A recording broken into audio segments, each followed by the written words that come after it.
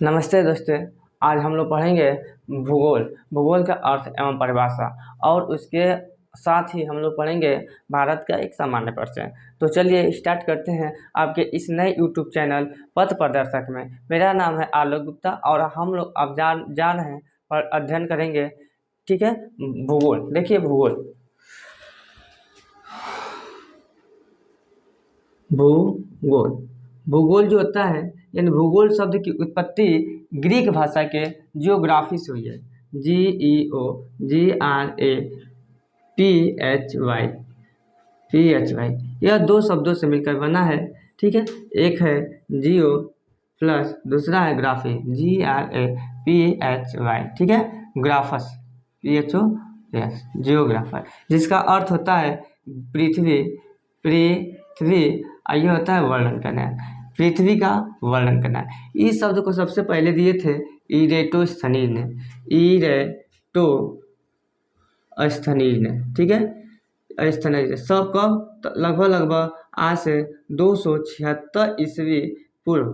ठीक है, 76 ईस्वी पूर्व। यह एक यूनानी भूगोलवेत्ता थे। ठीक है, तो यानी पृथ्वी के अध्ययन करने वाले व्यक्ति को भूगोलवेत्ता कहा जाता है। यानी पृथ्वी के बहुत कोई पूछे भूगोल क्या है तो बताइएगा, भूगोल एक ऐसा शास्त्र है जिसमें पृथ्वी के हम ऊपरी स्वरूप, प्राकृतिक और राजनीतिक विभागों का अध्ययन करते हैं। जैसे प्राकृतिक विभाग, जैसे नदी हो गया, समुद्र हो गया, देश हो गया, महाद्वीप हो गया, नगर हो गया, जल संधियाँ हो गई। इन चीज़ों का मतलब डिटेल के अध्ययन करेंगे हम लोग। क्या करेंगे? भूगोल।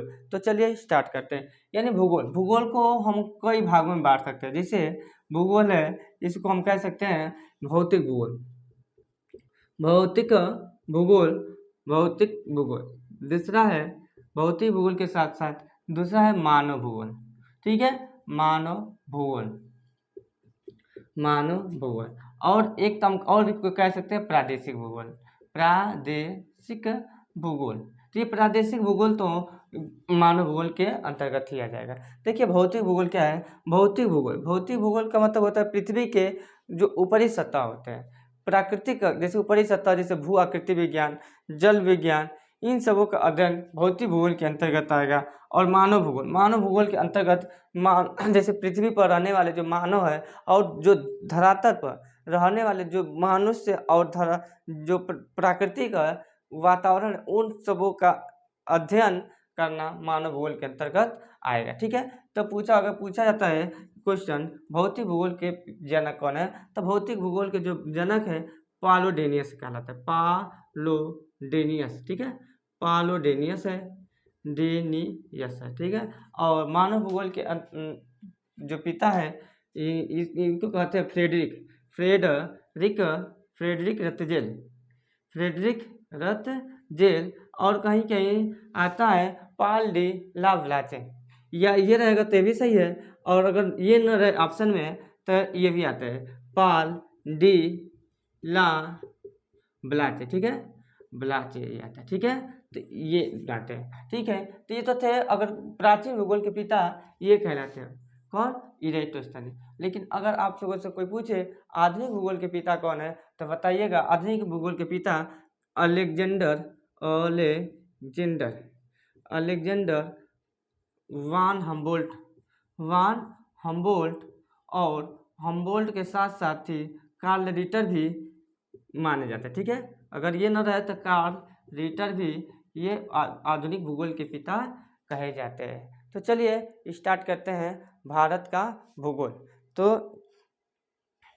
स्टार्ट करते हैं भारत का एक सामान्य परिचय में हम लोग देखेंगे भारत की स्थिति एवं विस्तार। ठीक है,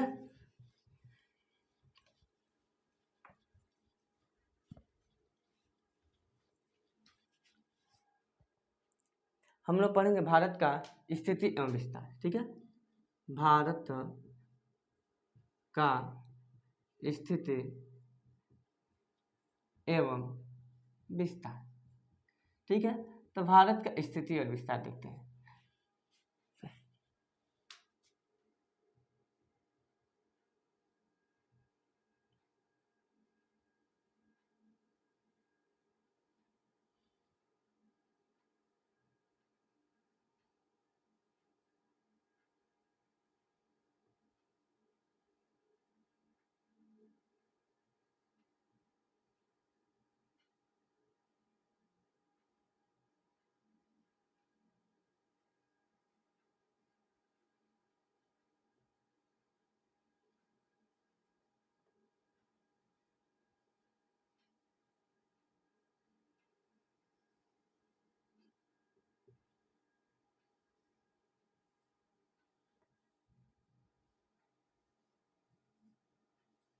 ठीक है।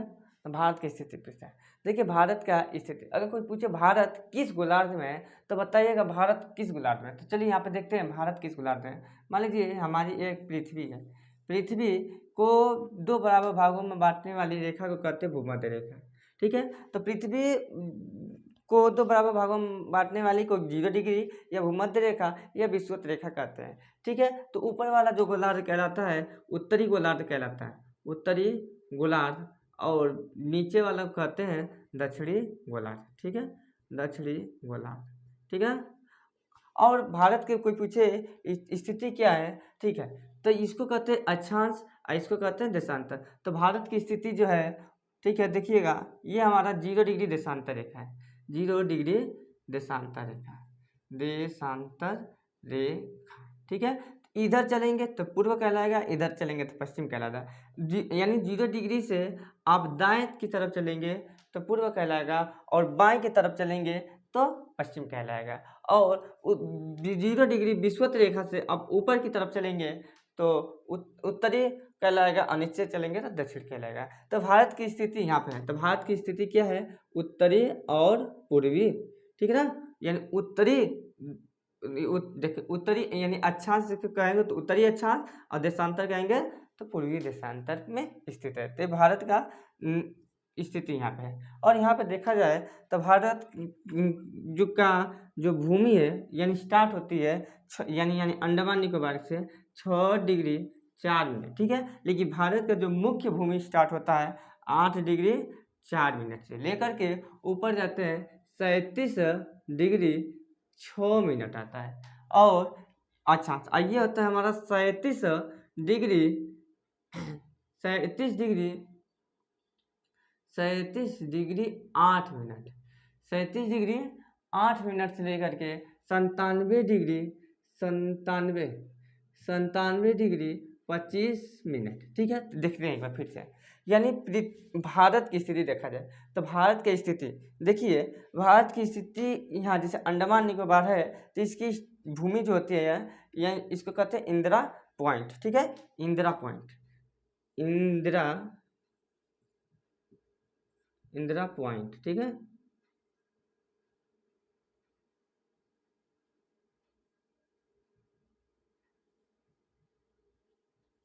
ठीक, तो इंदिरा पॉइंट 6 डिग्री 4 मिनट से स्टार्ट होता है, ठीक है। लेकिन इसका मुख्य भूमि है जो कन्याकुमारी है, जो तमिलनाडु में है, 8 डिग्री 4 मिनट से लेकर के 8 डिग्री 4 मिनट उत्तरी अक्षांश से लेकर के 37 डिग्री 6 मिनट उत्तरी अक्षांश तक, और 37 डिग्री 8 मिनट पूर्वी देशांतर से लेकर के 97 डिग्री 21 मिनट ये पूर्वी देशांतर तक भारत की स्थिति यानी फैला हुआ है।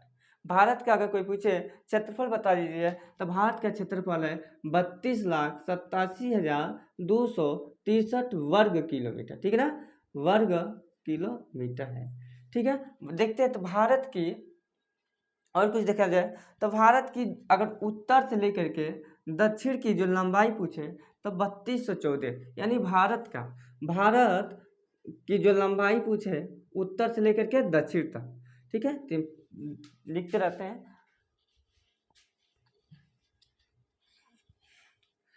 उत्तर से दक्षिण की लंबाई, ठीक है, दक्षिण की लंबाई, ठीक है, तो कितनी है 3214 किलोमीटर, ठीक है, 3214 किलोमीटर, ठीक है, 3214 किलोमीटर।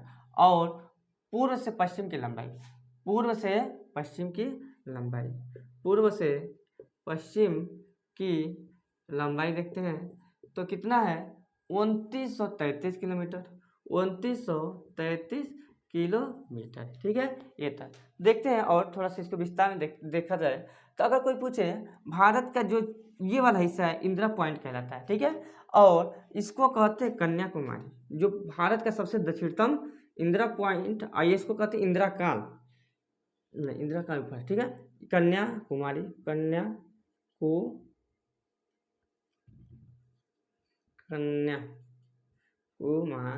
ठीक है, ये हमारा सबसे दक्षिणतम। उत्तरतम देखते हैं तो इंदिरा काल है, ठीक है, ये वाला इंदिरा काल, ठीक ना। जो हमारा लद्दाख में है, ठीक है। और इधर देखते हैं तो गौर माथा है जो गुजरात में है। क्या है? गुजरात में स्थित है, ठीक है। और इधर देखते हैं तो कीबीथु है, कीबीथु है, ठीक है। ये हमारा अरुणाचल प्रदेश है, चल प्रदेश, ठीक है। ये हमारा अरुणाचल प्रदेश, ठीक है। तो ये कोई पूछे भारत का सबसे पूर्वी राज्य हमारा अरुणाचल प्रदेश, वहाँ पे एक जगह का नाम है कीबीथु, ठीक। और पूछे भारत के सबसे पश्चिमी राज्य क्या है, तो बताइएगा गुजरात। क्या है? गुजरात। और गुजरात में सबसे ये वाला जो है ये हमारा गौर माथा है, ठीक है, गुजरात। और भारत के सबसे उत्तरी राज्य पूछेंगे तो हमारा तो राज्य इस समय आएगा हिमाचल प्रदेश, क्योंकि ये जो है हमारा क्या बन गया है, यूनियन टेरिटरी, ठीक है, लद्दाख। और ये हमारा जम्मू कश्मीर, ठीक है।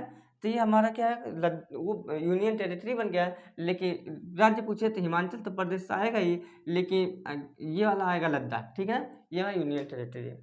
और यहाँ पे एक इंदिरा कार्ड, और ये वाला हमारा कन्याकुमारी जो हमारा केरल में है, ठीक है, केरल में, ठीक है। यहाँ तक हो गया। तो चलिए अब हम लोग कुछ इसमें और आगे देखते हैं, ठीक है।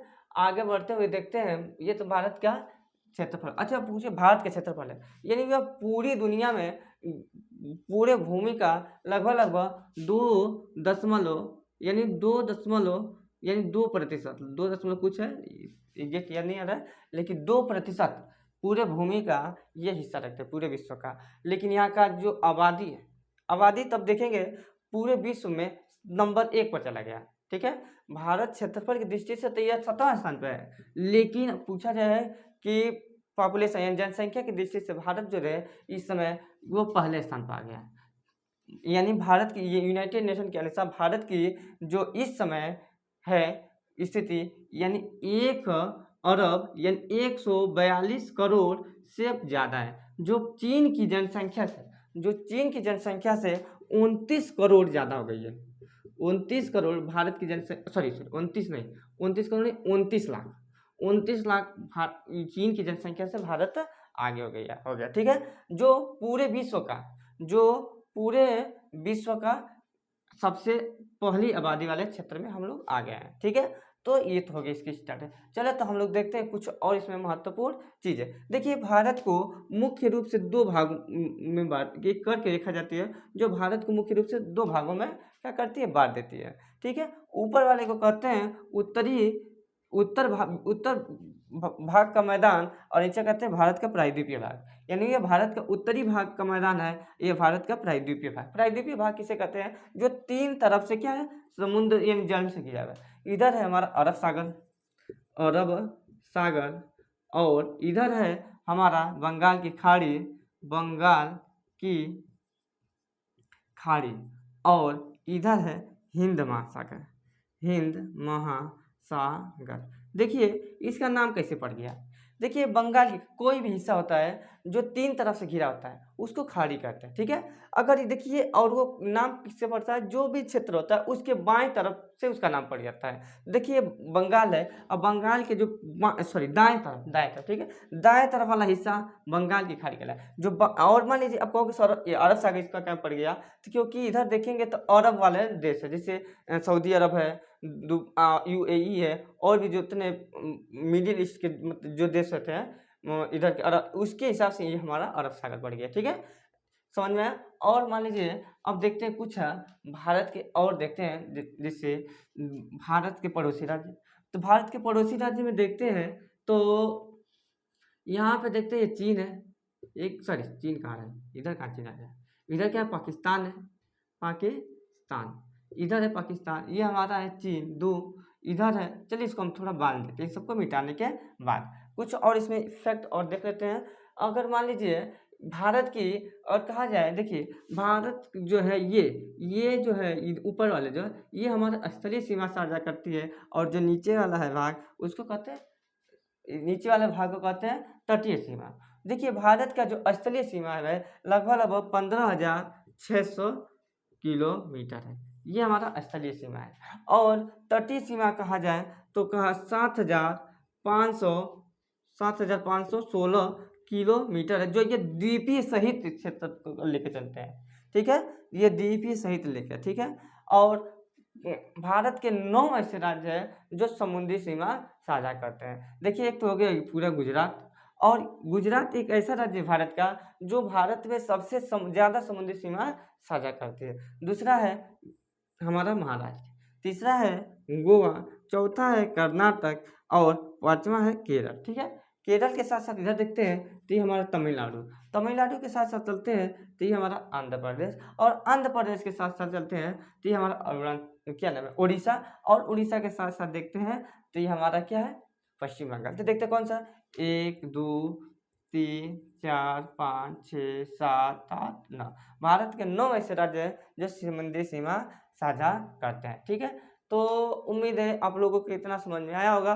तो हम लोग इसी पार्ट को अगले पार्ट में हम लोग पढ़ने का पूरी तरह से प्रयास करेंगे। उम्मीद है आप लोगों को इतना ये समझ में आया होगा।